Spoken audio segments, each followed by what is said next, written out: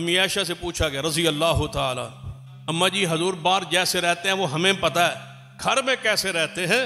तो अम्मा जी ने क्या फरमाया, अगर जूती मुबारक टूट जाए तो टांका खुद लगाते हैं। शान क्या है कि मोहम्मद मुस्तफ़ा जैसा है ही कोई।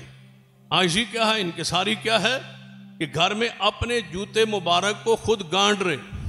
हजूर ने खुद फरमाया ला तुतरोनी कमा अतरत नसार अल मसीह इब्न मरियम, मुझे तुमने बढ़ाना चढ़ाना नहीं है ईसाइयों की तरह, ईसा अलैहिस्सलाम जिस तरह उन्होंने बढ़ाया चढ़ाया। मुझे क्या कहना है, फ़क़ूलु अब्दुल्लाह व रसूल, अल्लाह के बंदे हैं उसके रसूल। हजूर ने जहां भी अपनी शान बयान की क्या फरमाया, अनल हाशिर, मैं हाशिर हूं।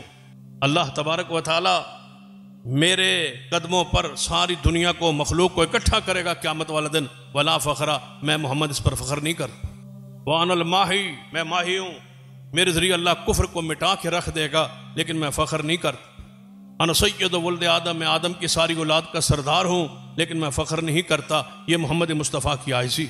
नबी अलैहिस्सलाम जब सहाबा में बैठते थे, बाहर से आने वाला पूछता कि मन मोहम्मदुन फ़ीकुम, तुम में मोहम्मद कौन है सल्लल्लाहु अलैहि वसल्लम।